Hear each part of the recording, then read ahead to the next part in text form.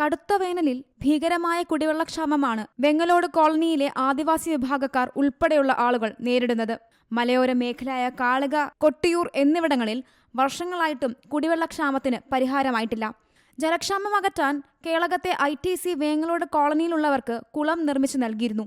എന്നാൽ നാളുകളായി ചെളി നിറഞ്ഞു കിടക്കുന്ന കുളം വൃത്തിയാക്കാനുള്ള നടപടി പോലും അധികൃതർ സ്വീകരിക്കുന്നില്ല. കിലോമീറ്ററുകൾ അപ്പുറമുള്ള പുഴയിൽ നിന്നാണ് കോളനിവാസികൾ ഇപ്പോൾ വെള്ളം ശേഖരിക്കുന്നത്. എന്നാൽ ഈ വെള്ളം ശുദ്ധമല്ലെന്നാണ് നാട്ടുകാർ പറയുന്നത്. പുഴയിൽ നിന്നും എടുക്കുന്ന വെള്ളം പല ആരോഗ്യ പ്രശ്നങ്ങൾക്കും കാരണമാകുമെന്ന് കുടുംബങ്ങൾ ഭയപ്പെടുന്നു. കോളനിക്കാർക്ക് നിർമ്മിച്ചു നൽകിയ കുളത്തിൽ മോട്ടറും മറ്റ് സംവിധാനങ്ങളും ഉണ്ടായിരുന്നു. ഇപ്പോൾ അനാസ്ഥ മൂലം അവയെല്ലാം നാശത്തിന്റെ വക്കിലാണ്. കുളം വൃത്തിയാക്കി പൈപ്പ് കണക്ഷൻ നൽകിയാൽ മാത്രമേ ഇവരുടെ ദുരിതത്തിന് അറുതി വരികയുള്ളൂ. C Malayalam news, Kannur.